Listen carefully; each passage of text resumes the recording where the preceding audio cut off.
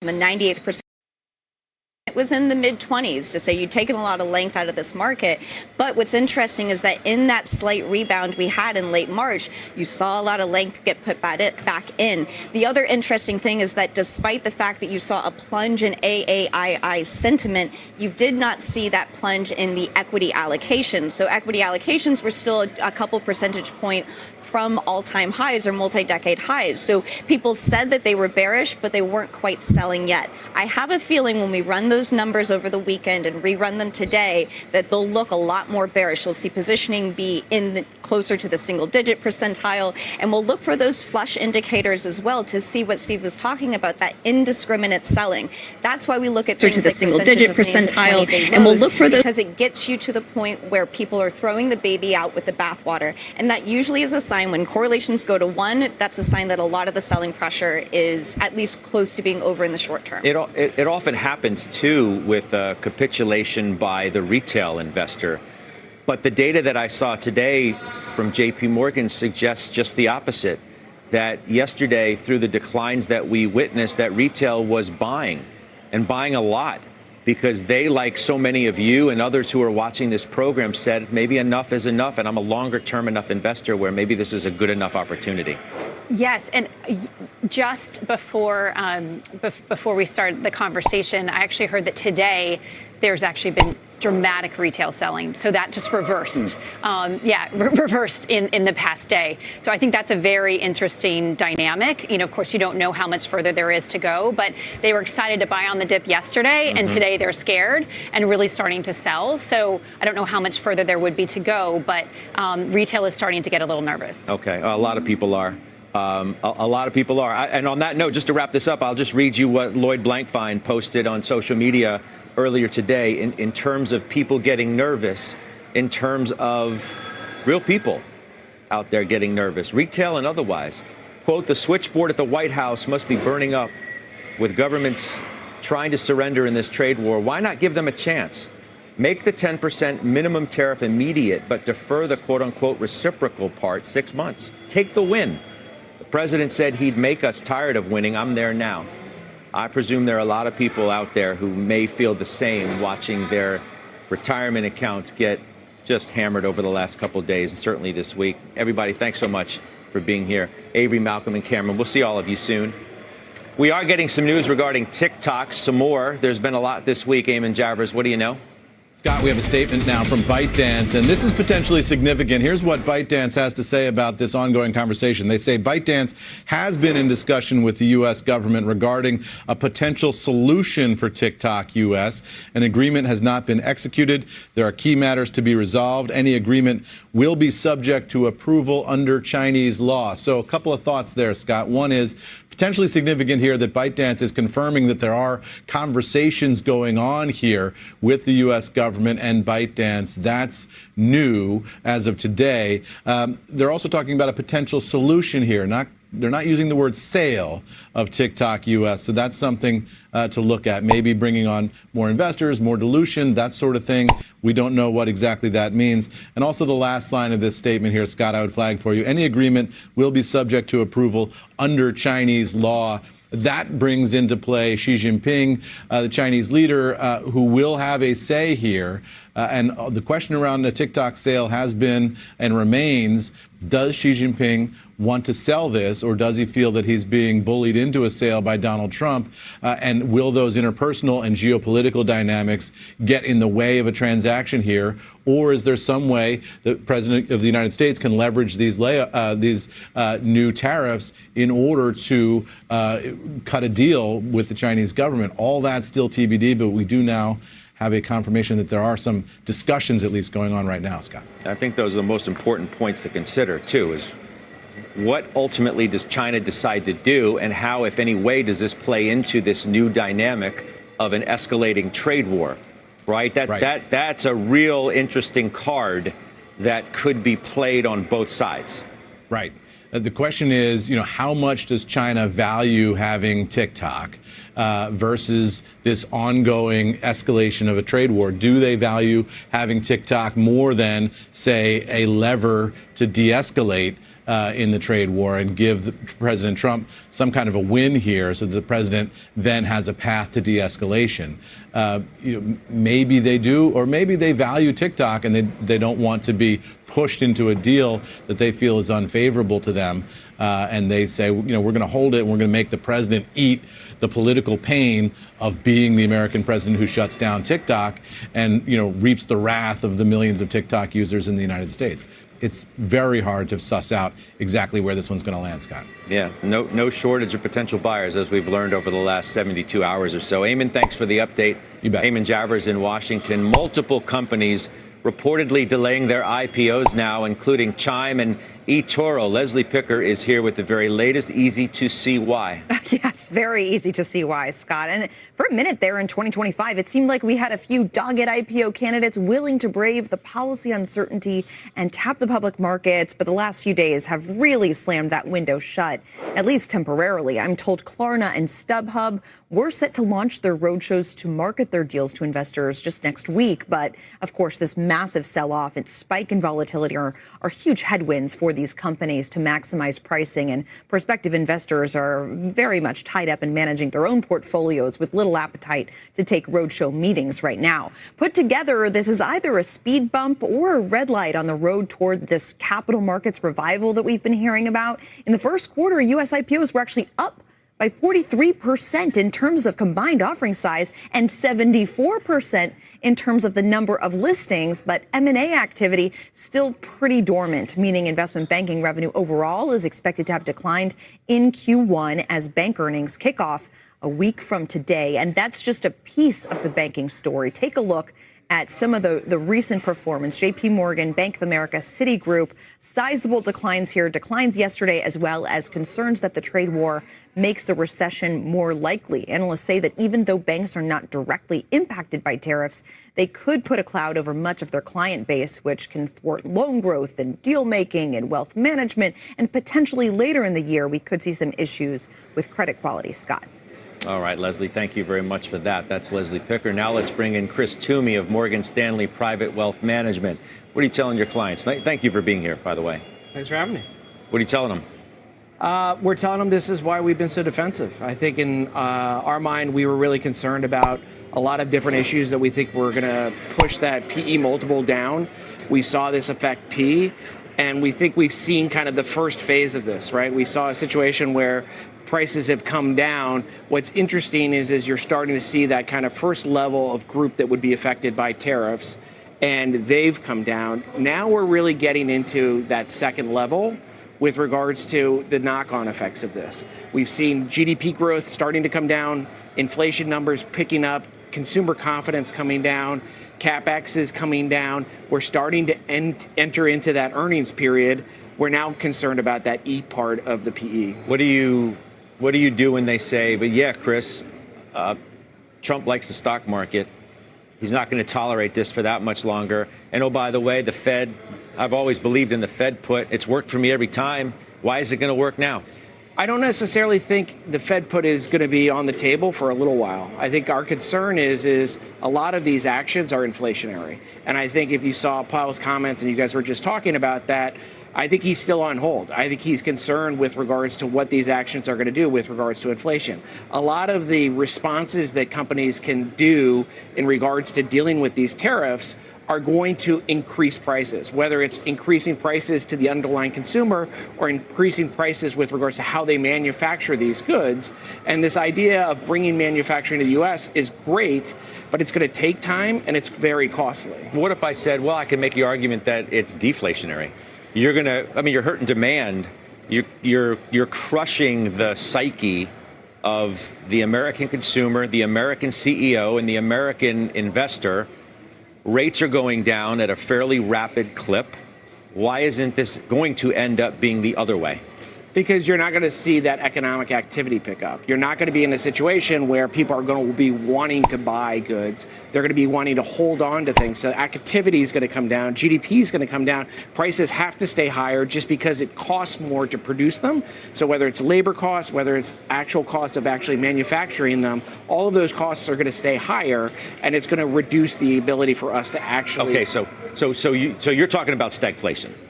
That's our concern. So if you're in a situation where we're going into a recession and the chairman of the Federal Reserve is saying, I'm not necessarily jumping in here and cutting rates. Well, not today.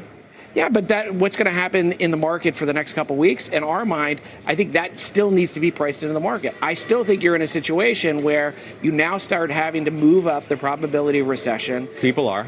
And you're going to start to have to take those earnings expectations down. People have. And so if you're looking at that and you're saying, okay, if my earnings expectation is, let's say, going from 280 to 250, and I'm going to put 18 on that, you're talking about kind of a 4,700 on the S&P 500. Okay, I read through a bunch of different scenarios like that. As you know, I use the Goldman number because that's, a lot of people use that number from 280 to 269. You don't even believe the 269. You think earnings need expectations for next year?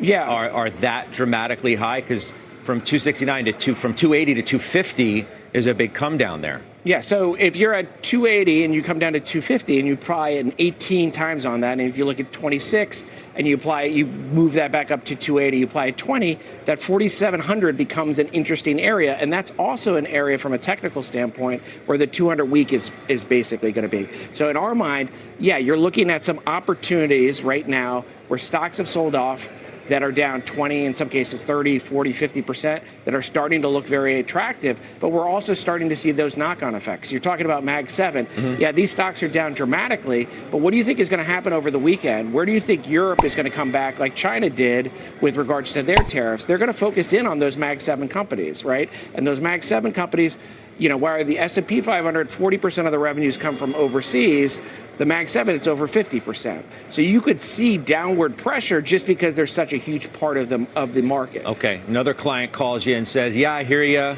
It feels like garbage out there. But Chris, what about tax cuts and the deregulation? Yeah. We know that's coming. What about that? Well, the question is can we get there, right? I think we're in a situation right now where we used a lot of political capital with regards to these tariffs.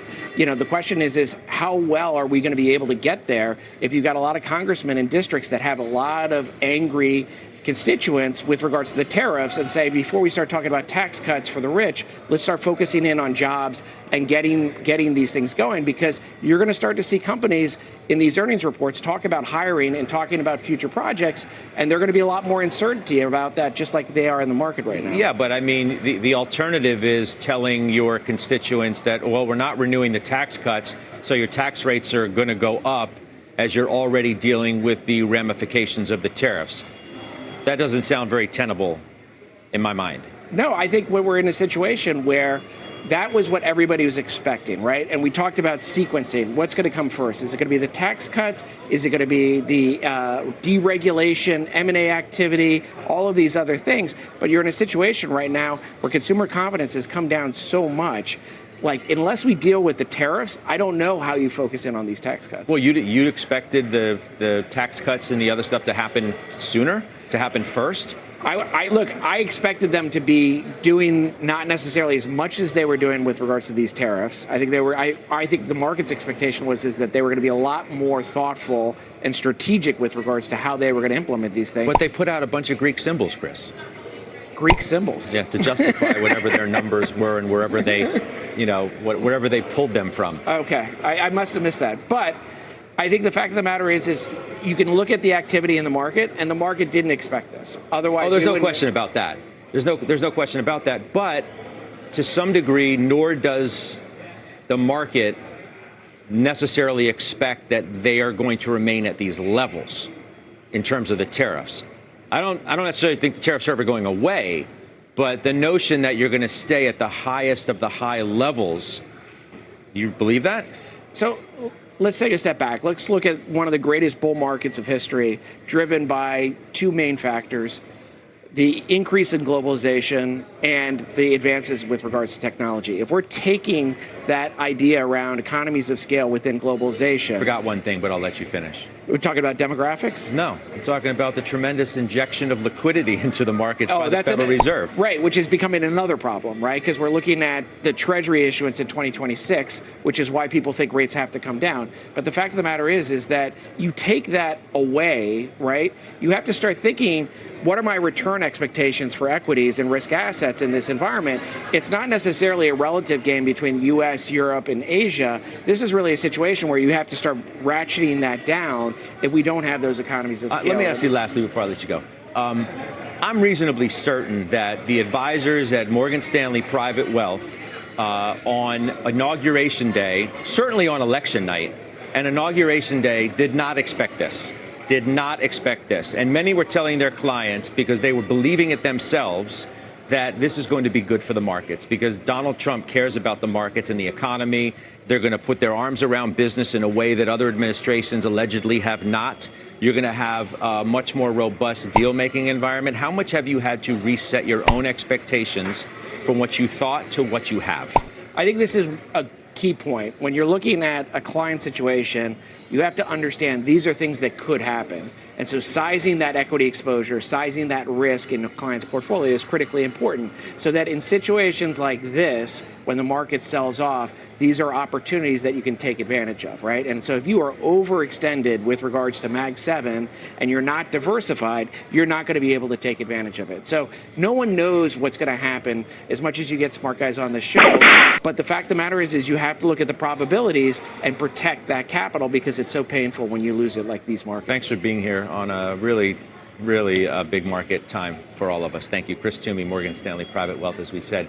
To Contessa Brewer now for a check on how travel and leisure is faring not well. We know that. That's an understatement. Yeah, but I think what you're seeing here, Scott, really is recession worries, the consumer concerns about how much stuff is going to cost with the new tariffs and whether that's going to eat into the family travel budget. And we're watching cruise stocks sinking here. Viking, Royal Caribbean, Norwegian, Carnival. As you can see, they're all down on the day. Viking the worst on the day, but week to date, now you're seeing Carnival and Norwegian and Royal Caribbean as much as off by 19% this week. Hotels, Marriott, Hilton, Hyatt, Wyndham lost about 4% today, as much as 10% this week. Travel platforms, Booking Holdings, Expedia, TripAdvisor really taking it on the nose. And gambling, well, investors are just walking away from the risk here. Las Vegas Sands, one of the laggards in consumer discretionary today, Wynn and MGM. Look, they could be facing some major anti-U.S. sentiment in Macau just when they're still trying to get back up to pre-pandemic levels. They've lost between 12% and 16% this week. And then you've got Caesars, Penn, DraftKings, the game makers, Light and Wonder, Sphere Entertainment. Everybody's loving these shows at the Sphere, but it is down in a big way because of the worries about whether people will go and spend big on those tickets, Scott. Yeah, wealth effect, the old wealth effect. We keep talking about that. Contessa, thank you. It's Sure. Contessa Brewer here as you see at the New York Stock Exchange. Now let's get to Ryan Dietrich, Carson Group's chief market strategist, for how he is navigating this sell-off. You've been unwaveringly bullish, man. A lot. I'd say every time we've spoken. Maybe you've changed it on other programs. I haven't seen you. Are you still? Yeah, thanks for having me back, and happy Friday, everyone. You know, Scott, I know I was on with you actually in the middle of February this year. I on air said maybe we get a banana peel weakness because we were stretched. Did we expect this? No. Obviously, like a lot of your guests have come on, probably did not expect the 17% as of now correction. Obviously, down 13% on the year in the S&P 500. You know, we're still optimistic, yes. You know, you think about it just today. I mean, I look at credit markets. I mean, high yield bonds are down like 1% today. They're down about 2% on the year. Now, we understand what's happening out there with people's investments, retirements, all the worry and uncertainty. When you see that, that's positive. You know, cryptocurrencies are higher today, too. I mean, there's not a lot of positives. I get it. But the flush out, the last comment here, I mean, the VIX is around 45, right? Look back at history when the VIX hits 45. I think I was on with you back in August of last year when the VIX hit about 45, and we talked about it then. That can be that sign of capitulation. We haven't seen spikes in put-to-call ratios. We haven't seen a VIX spike. We've clearly seen that the last 2 days. So there's some minor positives clearly in a sea of negativity. How much worse do you feel like it can get? You know, you've had some people throw out 1987, similar trading patterns. That have taken place on a Thursday, Friday, and then a Monday that nobody who lived through that period will obviously ever forget. Obviously, the president can change a lot of things over the weekend. We just don't know. But how much worse do you feel like it can get or needs to get? Yeah, I don't think it needs to get much worse. I mean, we're close. We're at washout levels. We've seen, I don't know what the exact numbers will be today, but yesterday, like 93% of all volume was lower on the NYSE. I mean, that's historic stuff. You mentioned 87. We're looking at back-to-back days on the S&P down 4%, but down 10% in 2 days, okay?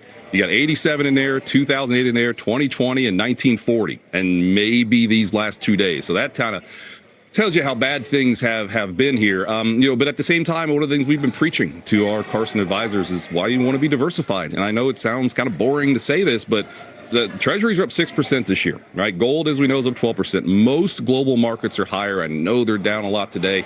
We've liked the U.S., yes, but we have said preaching to stay diversified this year versus last couple of years where we're all in U.S. And I know I came on for a while also saying we didn't like tech, more neutral tech at best.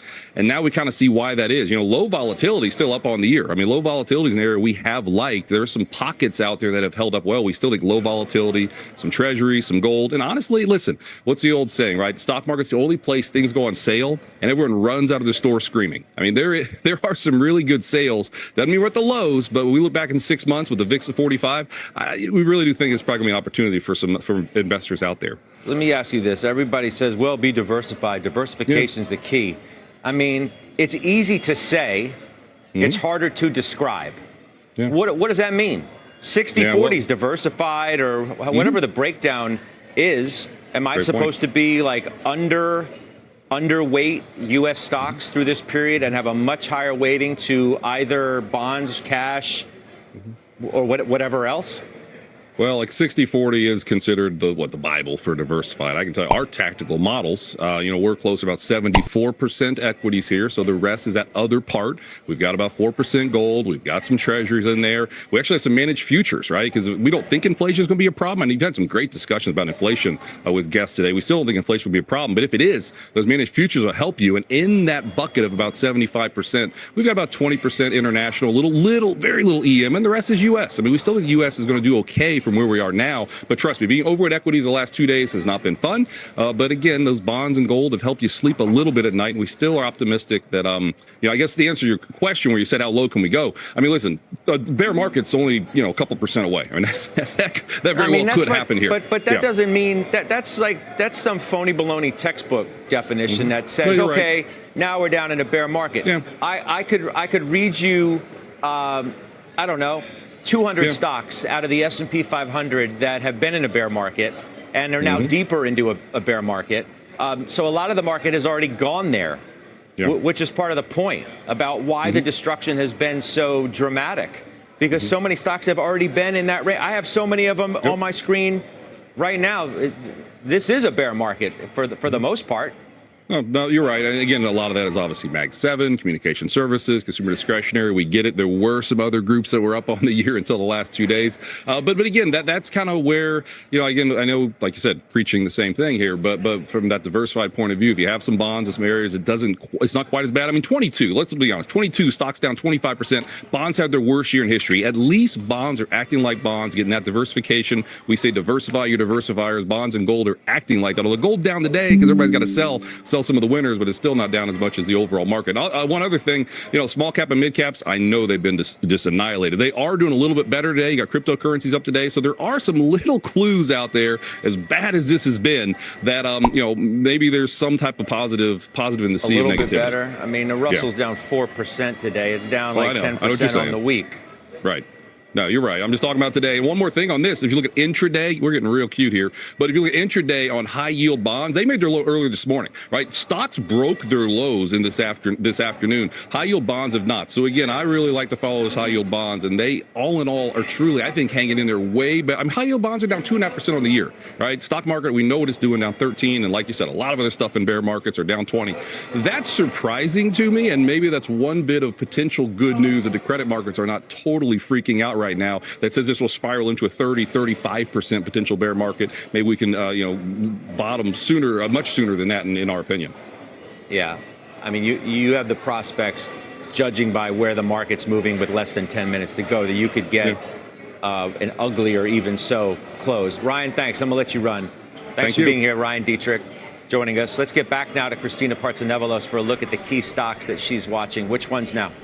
Unfortunately, manufacturing stocks, they're hit hard today. Of course, you got the sweeping tariffs. Farm and equipment manufacturers like Deere, CNH tumbling. You can see on your screen, Deere almost 4%, CNH Industrial down 5%, AG Co. or AGH Co. falling about 5 and 2. So just a sea of red. President Trump had vowed to reprioritize U.S. manufacturing, but UBS analysts say the trade dynamics pose headwinds for the agricultural sector. So you're seeing those all down. But I have some positive, another green. GameStop bucking the trend today, higher over, look at that, 11%. And that's because CEO Ryan Cohen increased his stake in the retailer. Cohen purchasing 500,000 shares on Thursday at a little over $21 a share. You can see shares are about $23.50, and this according to a regulatory filing. This brings his stake to about 8.4% of shares outstanding. So it's a vote of confidence in GameStop, shares up 11%. Scott? All right, thank you, Christina Partsenevelos. Kate Rooney's taking a look at Amazon. Did I see something earlier that Amazon's been down for like 7 straight weeks? Is that right? It's 9. It's going for 9, Scott. So Amazon right now on pace for its worst week. If you go back to November 2022, and it's the longest weekly losing streak since 2008. So tariffs, bottom line, are going to make things more expensive on the e-commerce side of the business, on that marketplace. About 60% of sales do come through third parties, and then about a third of that is going to be coming from China. So these tariffs are very much global, though. It's not just China. Amazon products are coming from all over. You got India, Vietnam, and Mexico. And the White House this week did scrap a tariff exemption that had boosted Amazon's rivals, Temu and Shein. It was this exemption for packages worth less than $800. It was seen as sort of a silver lining, but Amazon has also been using that loophole as well. It has a similar discount service it launched back in the fall. Amazon's cloud business, AWS, it's not helping offset any of these tariff fears. Tech, of course, down broadly today, and then the ad business could be hit by the economic turmoil we may see. Still, Amazon is one of the most bought stocks among retail investors. It's at least according to Vanda Research. They're seeing record dip buying from individuals, Scott. All right, Kate, thank you. That's Kate Rooney out on the West Coast for us. We're in the market zone now. CNBC senior markets commentator Mike Santoli is with us now to break down these last moments of the trading day, ones in which we are moving even lower. Yeah. We're at the lows of the day across the board. Dow's down 2,100 points plus. Talk to me. Yeah, I mean, these cascading declines, obviously, they are just treacherous in themselves, and they don't really obey rules in terms of what levels matter. The market has attempted to make the August low matter all day, and it's buckled a few times. It's like 51.10 or something like that. So we're below that. Now, what you're actually looking for is just wipe out levels of indiscriminate, price-insensitive liquidation. You see some of that today. Finally, record put buying. You have 93% of all volume to the downside. I agree with Ryan in terms of a lot of the safe haven stuff is finally getting whacked. There is no place to hide. Berkshire Hathaway's down. All of the sub-Mag 7 names like Visa and Eli Lilly, where everybody wanted to take shelter, they're finally succumbing a little bit here. And the fact that you have had a little bit of the stuff that was hit the first that's outperforming today, like the Russell and things like that, okay, fine. That all lines up to say we maybe have done enough. The problem is you didn't build any kind of fundamental cushion in here, and that's what we're going to have to contend with. We are at a point where, in terms of the technical condition and how stretched we are, you could have a 10% rally over 3 days. And that's the kind of snapback rallies you get from these levels. And still, it would be kind of dead cat bounce on the chart. It would just go up to the market's 20-day average or whatever it is. So call it what you will. It's not necessarily a downtrending market yet, but we're close enough that the rules are flipping, perhaps potentially, if it continues like this a little while, into sell rallies. So, barring something significant out of the White House over the weekend, how are we setting up potentially for Monday? I ask you the question, you've seen a lot of markets. Jim Cramer talked this morning on Squawk on the Street about 1987. I've gotten texts over the last few moments from some very big market people saying this looks eerily similar to trading on Thursday, Friday, ahead of that Monday.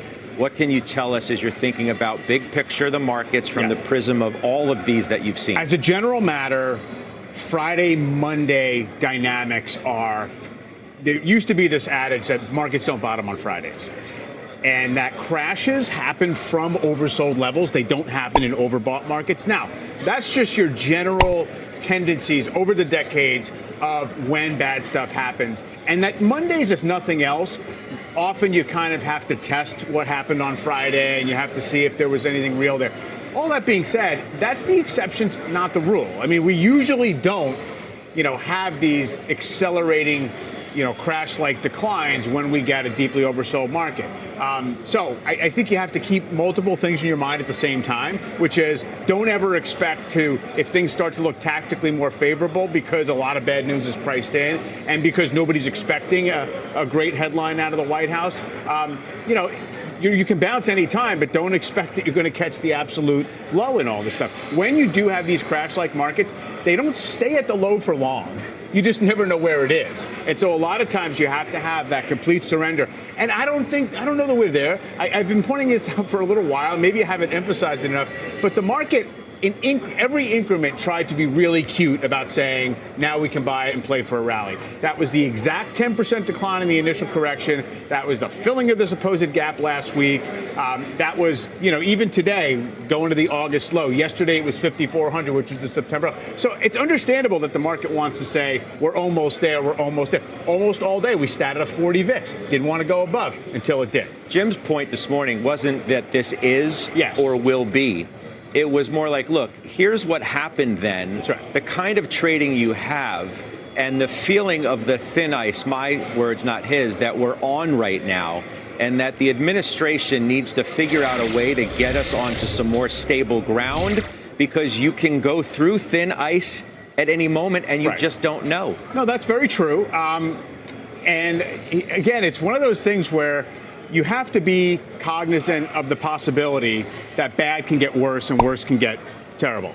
I just don't know how to necessarily play that when you say, look, the bond market is kind of operating in this orderly fashion. It's calling for the Fed to do something. You could say that what the stock market is doing is acting as equity vigilantes and trying to get the administration to actually just back away, create some off-ramp, have something conciliatory to say, and maybe that is what's happening. And by the way, I think that you have to be aware that there is that upside risk, that this is all optional, what we're doing right here. That's why it's just a choice. Okay, you make a great point, and it's important to always remember, and one that we've suggested throughout this moment of turmoil. The president, the most powerful person on planet Earth, understands that. Right. He knows what his words and his policies have done to this market. It can so easily switch. Right. It goes to the conversation about whether there is this Trump put or not. Right. But that is what still exists and why you could have a reversal at any time. Which is why it's not comforting in the near term to have the president distribute these things that suggest this was part of the plan, and have administration officials come out and say, oh, actually, it's all this brilliant idea of getting long-term yields down, as if that's somehow going to move the needle on the overall cost of our Treasury debt. But you're right. It is something where it is within somebody's power. You have to be aware that we've already kind of gone from underreacting to what's going on to arguably, in the very short term, overreacting. All right. Thank you so much for really educating us and helping us understand what might be going on within these markets and where they're going. That's Mike Santoli. Good weekend, everybody. I'll see you on the other side.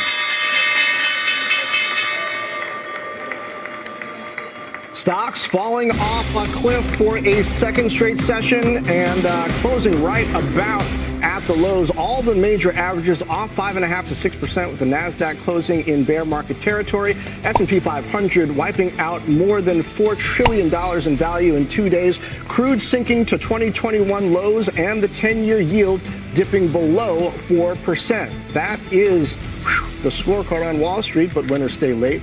Welcome to Closing Bell Overtime. I'm John Fort with Morgan Brennan. We've got you covered all hour with the most important angles of this sell-off that matter to your money, including the latest on the economy and the Fed and how China and other countries are responding to what we saw from President Trump this week. We've got your first move on Monday and how you prepare for it. But let's get straight to the sell-off. Joining us now is Bob Elliott, CEO of Unlimited Funds, and Keith Lerner, the co-chief investment officer at Truist Wealth, along with CNBC's Christina Partsinevelos on the pain for tech we've seen, and Pippa Stevens on the plunge for crude oil and energy. Courtney Reagan on the move for retail stocks, and Diana Olick on one bright spot in the market, which has been the home builders. But first, we go to our market panel. Bob, I'm going to kick this off with you because it has been just a major flush out here for the market. How much further could we go, especially when you look at an S&P that has lost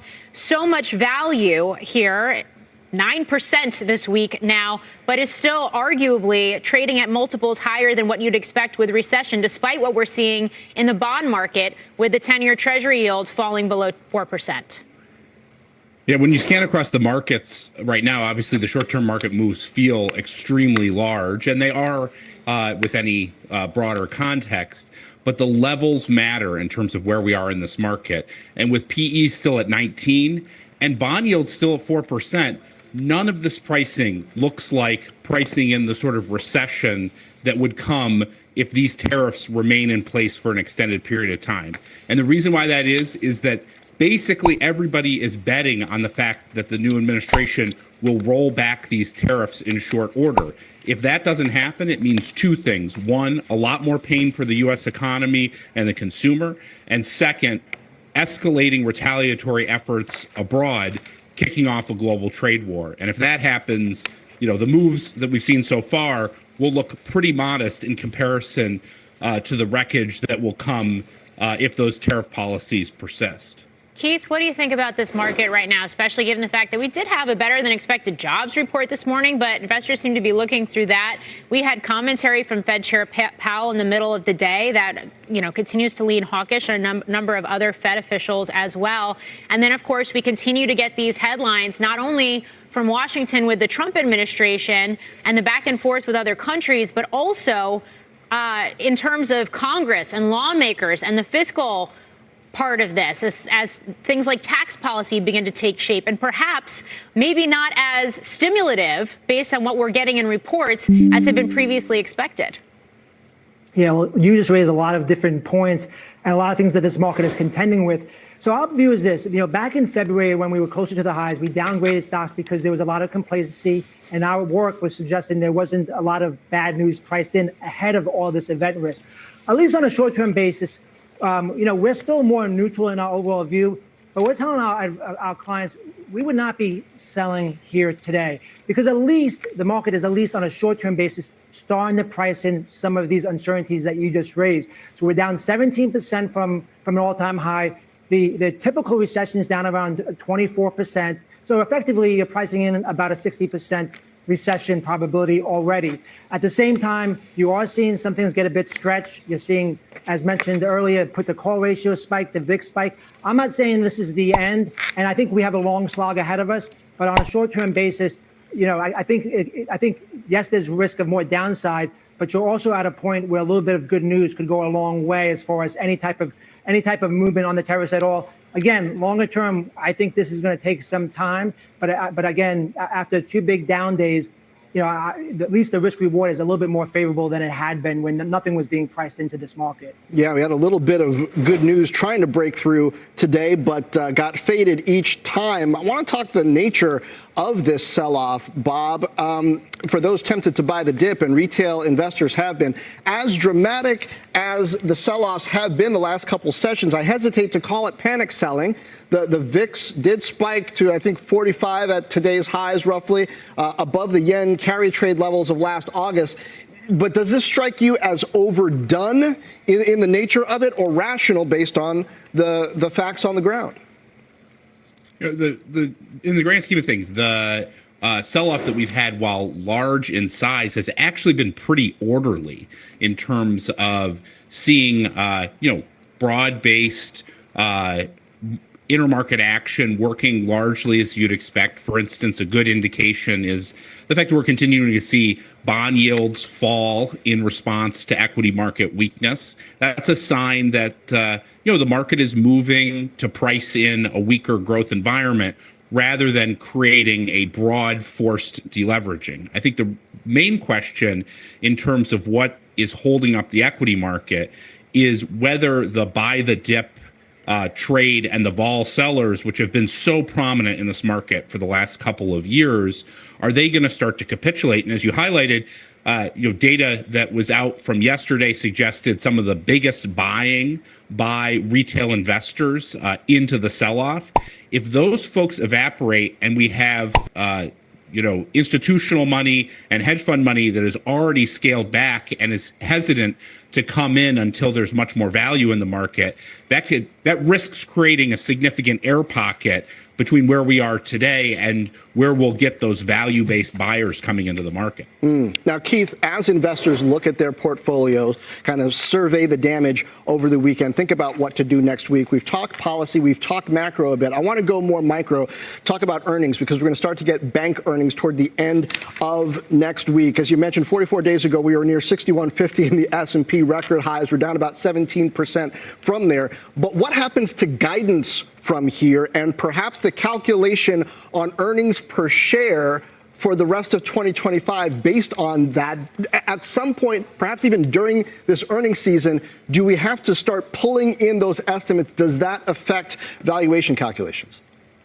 Absolutely. And that's one of the reasons why we had downgraded equities in February, because we started to see the economy weaken, but forward earning estimates for the market continue to make 52-week highs. So there's a disconnect. And now, as the economy continues to likely cool, those forward estimates need to be cut. Now, I will say the difference now is that we're down 17%. Part of this action right now is that we have uncertainty about the valuation level, but also about the E. So I think right now this market is anticipating that we are going to see some weaker guidance. If you're a CFO of a company or a CEO of, especially of a global multinational, I don't think you're going to step up and really have a lot of confidence in what the outlook over the next 12 months or even the next 3 months. So I think what's going to be just as important is areas that have been hit already as far as a stock basis. How do they act on the news of the guidance cuts? Because we are going to get some cuts in guidance likely coming up. All right. Keith, Bob, thank you. Quite a week, rough week for the market. 2,200 point move lower for the Dow today. We've only seen that 3 other times in history. All 3 of those times were during the heart of the pandemic. So back in 2020, this is the 3rd worst from a point drop, a 3rd worst drop for the Dow in its history. Quite something to see. The NASDAQ closing in on a bear market, down more than 20%. That is bear market territory from its 52-week high. Our Christina Parks-Nevelis is at the NASDAQ market site. We'll look at some of the most shocking declines. Christina? Where do I begin? Well, the market plunge really accelerated among tech names just this afternoon. I'm going to look specifically at the NASDAQ 100, which really looks at the largest 100 non-financial firms. Lululemon and MicroStrategy. Only those 2 names, MicroStrategy, a big holder of Bitcoin, the only 2 names to close in the green out of 100 names. And ever since tariffs were announced on Wednesday, Mondelez is the only stock on the NASDAQ 100 in the green during the last 2 sessions, and just barely up maybe 1% over the last 2 days. And half the index, 50 names, down at least 10% or more. NVIDIA, off to talk about it, plunged more than 14% over the last 2 days. And I say that because that's when the tariff news came out, wiping out nearly $400 billion in market cap. That's like wiping out an entire Netflix or Oracle. Amazon seeing its longest weekly losing streak since 2008. Remember those times? Apple down 13% week to date on supply chain disruptions, demand uncertainty. You can see double digits on your screen for both those names. And since I covered chips, really hit hard post-tariff news. The SMH ETF dropped about 15% in almost 2 days, far outpacing the broader market decline of 10% during the same period. And so traders really now are questioning if this sell-off marks a meaningful shift in market sentiment. I know you just discussed that, or merely a temporary correction, which might not be the case. Guys? Christina Parks-Nevelis, thank you. Also raises questions about what happens to AI CapEx in this environment and the ripple effects there if we continue to see uncertainty. Well, oil prices plummeting today, again, falling to their lowest level in more than 3 years. The energy sector is down 14% in a week. Pippa Stevens has more on the fallout. And Pippa, tariffs are one piece of it, but we've also seen some policy moves from abroad this week as well. That's right, Morgan. And WTI did drop to $60.45 at the low today. Tariffs and demand concerns are the overarching bearish backdrop here. But as you noted, the surprise announcement from OPEC and its allies to raise output by 411,000 barrels per day come May, effectively 3 months worth of production increases, is accelerating that bearish sentiment. Goldman Sachs cutting its oil target, saying the 2 key downside risks of tariffs and OPEC supply are here, with JP Morgan adding, quote, for oil prices, the trajectory is unmistakably one way. Now, energy stocks are tracking for their worst week in almost 3 years. Drillers, APA, and Diamondback are the biggest losers this week because of exposure to oil prices, while the OIH, which tracks the services names, is down significantly more than the XLE, thanks to fears that a drop in prices will cut drilling and therefore operations for names like SLB, Halliburton, and Baker Hughes. Now, nat gas had been a bright spot thanks to AI power demand expectations, but it couldn't escape the selling, dropping 7% today as we head into the mild shoulder season for demand. John? All right, Pippa, thank you.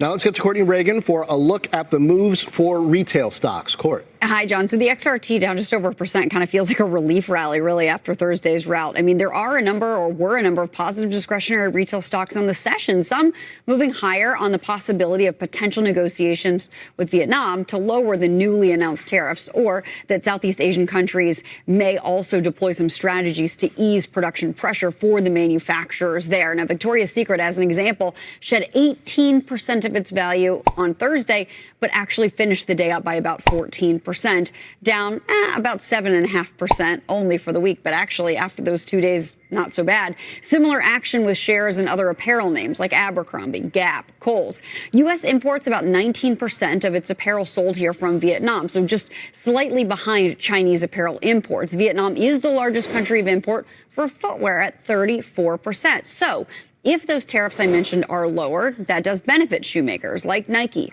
On, Skechers, Crocs, and others, which sold off so sharply yesterday to the tune of 20% or more in some cases. But for the week, we should note that Five Below still down about 20%, RH down 38%. It had some disappointing earnings too, so not all tariff issue there. Capri Holdings, VF Corp, both down 26% for the week. So some relief in some names today, certainly not all. Morgan? Huge moves within the retail space and consumer space. Courtney Reagan, thank you for breaking it down for us.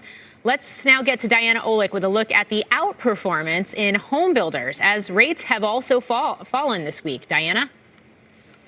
Yeah, that's right, Morgan. Housing stocks rallied today because interest rates, as you said, were falling. The average rate on the 30-year fixed mortgage dropped 8 more basis points this morning to 6.55%, according to Mortgage News Daily. That's down 20 basis points in just 2 days, or since the tariff announcement, and it's the lowest rate since October 4th of last year. Now, the homebuilder stocks sold off yesterday, but they rallied back today. The homebuilding ETF ITB, which includes builders and building product stocks, was up. Names like Lennar, Pulte, and even luxury builder Toll Brothers are also up on the day. But consider the impact on the recent drop in rates on a monthly payment versus where we were just at the start of this year when rates were a little over 7%. The difference on that monthly payment is about $125 on a $400,000 home with 20% down. Dick Holland. So, you know, when you're paying over $2,000 a month on that mortgage, is $100 really going to make that much of a difference? Meet Apparently, Dick the Holland. builders thought so He's today. We'll see going forward. Back to you. Diana, thanks. Well, now let's turn to senior markets commentator Mike Santoli for a look at whether markets are due for any relief after this week's ugly print. Yeah. Mike? Yeah, it's not a matter of whether we deserve any relief, but whether we're set up for it. I mean, arguably, yes. And I think one way to look at it is just how much downside we've basically endured over a short period of time, and therefore how far back in time we go. In the NASDAQ 100, you guys are mentioning, down 20% off a high. So that's one threshold definition of a bear market. But it happened so quickly that, in fact, the 200-day average, I don't have it here, but it's basically just started to flatten out and go down only over the course of 2 or 3 days. Usually a bear market means, okay, the trend is lower. This really has just gone vertically lower. We're back to levels first seen in January of 2024. So that's like 15 months of upside, more or less undone. And, valuations, have they reset enough? If you take Tesla out of the Mag 7, maybe it looks like they're sort of getting not as expensive, 22 times earnings or something like that. So, it's in this in-between zone. Hard to conclude whether you have any fundamental support coming in, but definitely getting very oversold. And there was a get me out at any price type of vibe today. Take a look at the Russell 2000. I spread this one out to a 10-year chart. Why? At the lows of the day, we were only 2 or 2.5% above there. That's the 2018 high in the small cap Russell 2000. So you see, we've sort of shuttled back to the lower end of this multi-year range we've had in there for, since pandemic times. And interestingly, as I mentioned in the last hour, you actually saw Russell 2000 outperform today by like 1 percentage point of the S&P 500. That's often a sign that, you know, some of the hardest hit areas that really were in the lead of this decline are maybe getting some relief. We've moved on to some of what seemed like the safer stuff that was sold. Look, this is all in the life cycle of a nasty correction that we're in right now market-wide. Now, take a look here at the riskiest or most volatile stocks in the S&P 500. That's the high beta ETF. You know, I kind of show this once in a while. This is the low volatility basket, which obviously has lived up to its name. And just the way that we've absolutely just had this trapdoor move in high beta stocks, and it's essentially gone back to where they were 2 years ago. A lot of this is things like semis and some other really kind of, you know, levered type plays, lower quality type stocks. Now, this is telling you the market wants relative safety and quality for the moment. Just know that on any relief bounce that we get, on any snapback in an oversold market, it's this kind of stuff that will probably fly the fastest and the farthest on that initial burst higher, even if it's not something that's going to sustain the next durable move. Guys. Now, Mike, tell me what, if anything, this says about Monday. I counted 3 times during today's trading session that the major averages tried to rally, once on a Vietnam headline, twice on TikTok headlines, yet we still closed right about at the lows. How does that set us up for Monday? The playbook says that's not ideal. It basically means that that you did not see any kind of institutional money, which often, you know, will trade the close as opposed to the open, which is considered to be retail, was not willing to sort of step in and add to exposure over the weekend. I don't think it's determinative, but it does tell you that this is a market that's been off balance, and there's a lot of these dynamics in there when you have that final burst lower in the indexes. Once you've had a huge move in a day or a week, these kind of leverage ETF products and all these other things that have to be more or less settled, they have these maybe self-reinforcing moves at the close. It's not excusing it because nobody wanted the other side of that, but it's telling you that sometimes you do get a little bit of that mechanical acceleration to the downside that may or may not mean something, or may or may not need to be tested on Monday. Wow. All right. Party's over, at least for now. Mike Santoli, thanks. Well, stocks just posted, as we've been saying, their biggest weekly percentage drop since 2020, with worries about the fallout from these tariffs. Those concerns were reflected in comments from Federal Reserve Chair Jerome Powell earlier today. While uncertainty remains elevated, it is now becoming clear that tariff increases will be significantly larger than expected. And the same is likely to be true of the economic effects, which will include higher inflation and slower growth. The size and duration of these effects remains uncertain.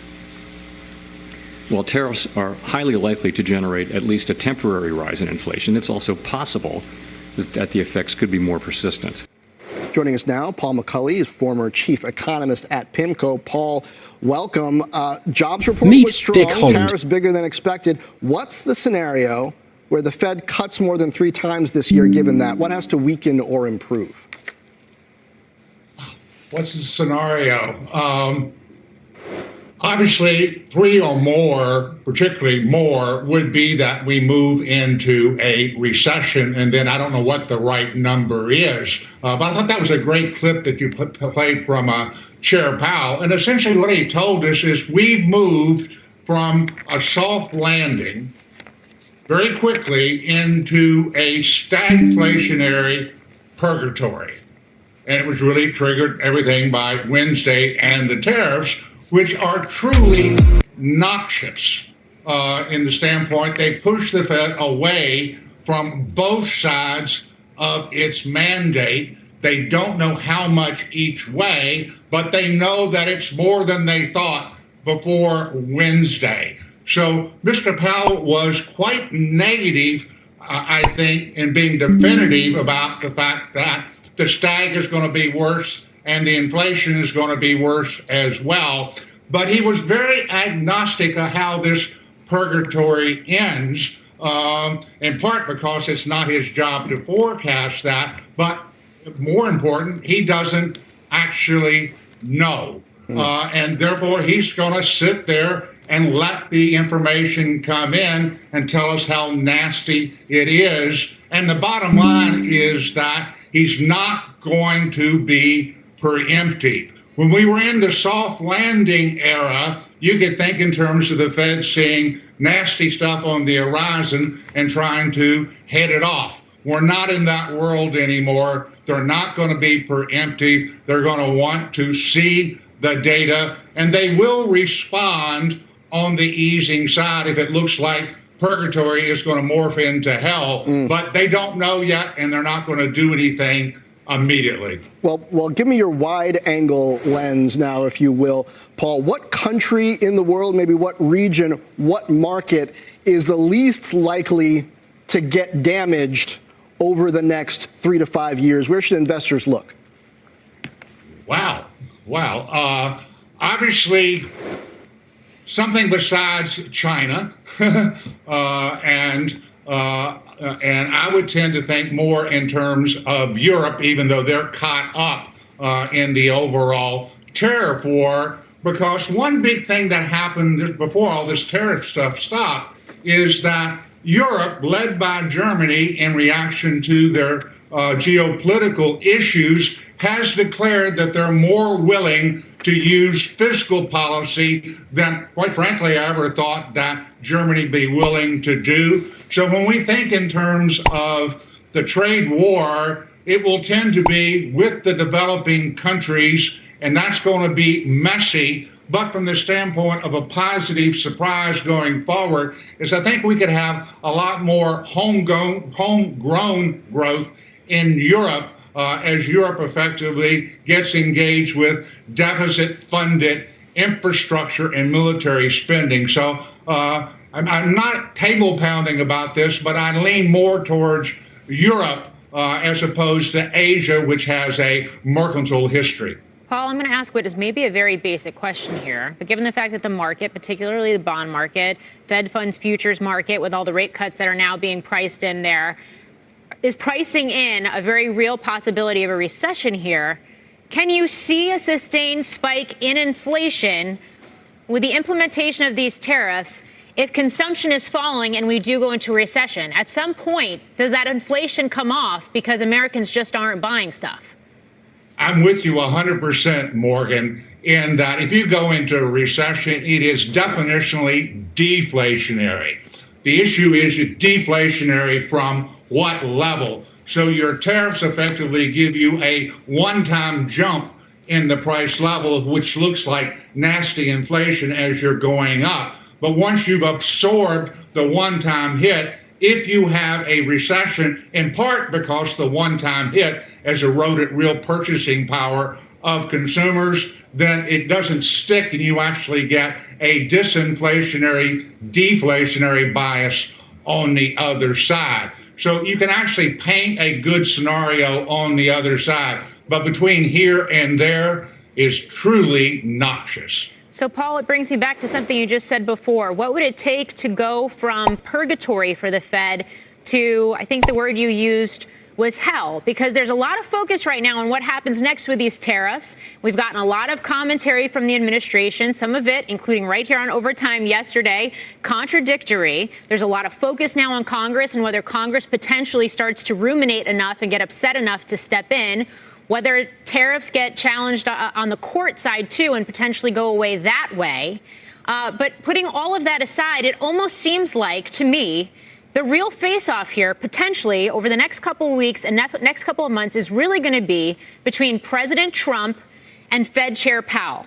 One holding steady with Powell and the other pushing for rate cuts, which, by the way, we've seen these types of dynamics with populist presidents through history with Fed chairs in the past. There's certainly conflict between Mr. Powell and Mr. Trump, but I really don't see that being critical and determinative in the next couple weeks because the market has already priced in a lot of easing. So the positive effect that you'd be getting from easing effectively is being brought forward by what the mortgage market is already done. I think the real conflict that we have right now is between the president and the legislature, in that the president is doing what he's doing on tariffs, which are taxes. And taxes are a congressional prerogative by the Constitution. So what I would be looking at intensely is, does the legislature, and in particularly does the House and the House Republicans effectively say, sir, you have lost your mind, you got to knock this stuff off, and effectively have Mr. Trump blink. So if you got a game of blink or a game of chicken going on, it's not really between the Fed and the Oval Office, it's between the Oval Office and the House of Representatives. All right. Paul McCulley, thank you. Thank you. Don't know how likely that is. Well, Bespoke pointing out it's the You've first seen a time. number of senators come out, Republican senators come out in the last 24 to 36 hours. And just the fact that there's even certain comments being made, it's my understanding, speaks to how much angst is probably happening behind closed doors. So we should keep an eye on that commentary. Yeah, but he said the House. The House is different. He said the House, Bespoke but I'm saying senators. pointing out it's the first time the Dow has fallen 1,500 plus points in back-to-back sessions. But our next guest says he's starting to get bullish. Jim Paulson, Paulson Perspectives author, joins us now. Jim, give us some good news. Why are you bullish? Well, thanks for having me, John. It's such an interesting day here. There's a lot of bad things going on. I totally agree with that, but there are some good things. And one of those things is we finally got to total panic stage here. And that's often a sign that you're getting close to the bottom of a market. Even a few days ago, we had a lot of people that said they were bearish, but they still had a big commitment to the stock market. Well, I bet when those new numbers come out, we're going to see that equity exposure has come down a lot, cash has gone up a lot, holdings. In other words, it can't go down as much in the future simply because there's not as many people left to sell. That's a very good thing. Another good thing that's going on is even though the Fed is yet to ease, there's a lot of stimulus already being brought to bear on this situation. Bond yields have dropped almost 80 basis points from their highs just a couple months ago on the 10-year. Across most of the yield curve, they've come down a lot. That's a lot of easing already present. The dollar on real terms is down a fair amount here over the time. Again, another easing move that's been put in place. We've had a significant drop just in the last few days in commodity prices. Oil, I think, fell this morning on futures to like a 4-year low. Industrial commodity prices are in a plummet overall. Again, that's a stimulant coming to the situation here. So it's nice to see that happening. We don't have the Fed, but I think they're going to come sooner than we think. Okay. I look back. Go ahead. You said close to total panic stage. Tell me how you're measuring panic versus rational reaction and how earnings guidance will factor in. Well, I think that panic is partly a gut feel, John. There's no doubt about that because we've had a lot of these surveys that have been saying pessimism for quite a while. And I didn't really buy that. But just the behavior and the feel of the last couple of days is totally different. That's kind of what I was waiting for. And then if you want some quantitative evidence, you can look at the VIX blowing out today close to 50 and really ending the day on its highs. Suggesting a fair amount of panic there going on overall. So I think that's, it's scary, but that's what brings about an end to the situations, in part because people have adjusted already and now their sentiment is so low, even bad news is better than feared, rather than bad news being even worse than they thought. And I think that changes the dynamics. Also, the stupidity of what we're doing becomes more obvious, if you will. The stupidity of enacting a massive tax increase on the entire global economy at this point doesn't make much sense. And I think it doesn't make much sense for the Fed to stubbornly not want to ease. I look back this morning at all the two-day movements since 1965 that have dropped, at that point, 9.3%. And there's only been about 7 other two-day periods like that. And every one of them, the Fed almost instantaneously eased. And in addition to that, look what the commentary is coming from some reliable sources. No inflation is seen in the bond market. Break-even rates are in free fall across the bond market. No inflation seen in the commodity market. I just mentioned they're plummeted. No inflation seen in the inflation-sensitive stocks in the stock market. Energy stocks were terrible today, for example. Yeah. My point is that the Fed's going to lose many voices in its favor. I think it's going to be forced to ease. So the fact that you've seen borrowing rates come down, we were just talking about it, and the positive impacts here it's had on home builder stocks today, for example.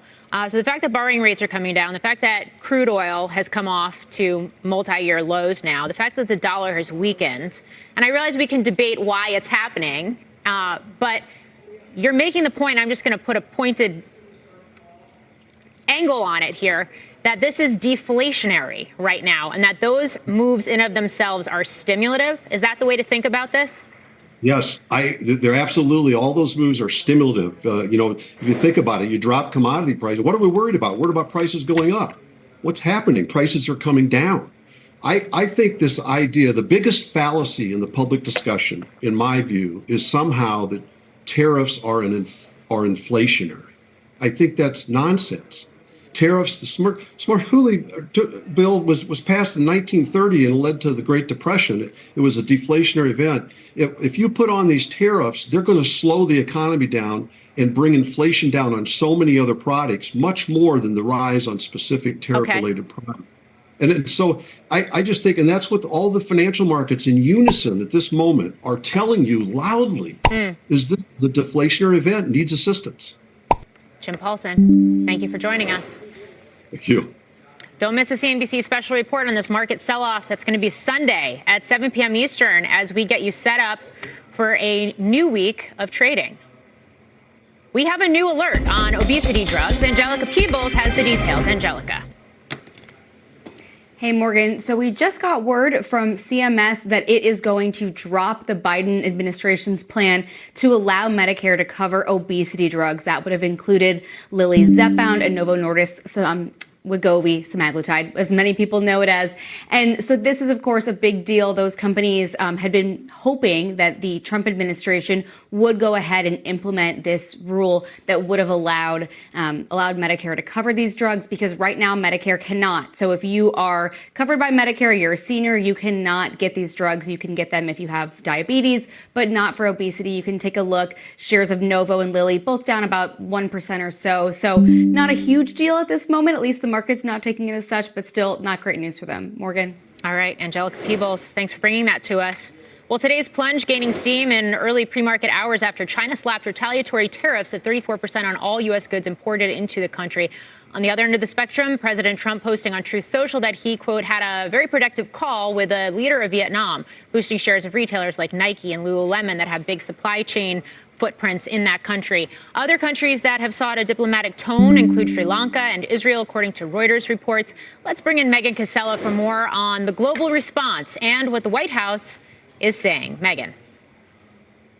Hey, Morgan, lots of action today from foreign nations. We're seeing some countries acting defiant, vowing strong responses. China's, of course, being the most significant so far. One more to add to that list. The trade chief for the European Union says he spent 2 hours today talking with the U.S. Commerce Secretary and the trade representative. He says the EU is committed to meaningful negotiations, but it also is prepared to defend its interests. Now, what we don't know at this point is just how open the White House is to any of these negotiations. That post that you mentioned from the president about his discussion with Vietnam offered the strongest sign yet that there is potentially some room for deal making. It shows that Trump himself spoke with at least one world leader today about the tariffs, but it also came just a couple of hours after the president posted to kick off his day that his, quote, policies would never change. So some mixed messaging on that front about where we go from here. All of this happening, guys, with the president down in Florida. He left Washington midday yesterday, less than 24 hours after rolling out his tariff plan. He spent about 6 hours today at his golf club. You can see in this footage here, that's him leaving just in the last hour. The White House has already said we will not see the president again today, as he heads to a fundraising dinner tonight for his super PAC. Guys. Megan Casella, thank you. Up next, retail investors have been buying the dips. But could that actually be a sign that the bottom isn't yet in? We're going to discuss. Plus, Council on Foreign Relations President Emeritus Richard Haass tells us why he thinks China could end up being a big winner from the tariffs. And Tesla falling more than 10% today, now down more than 50% from its 52-week high hit back in December. We'll be right back.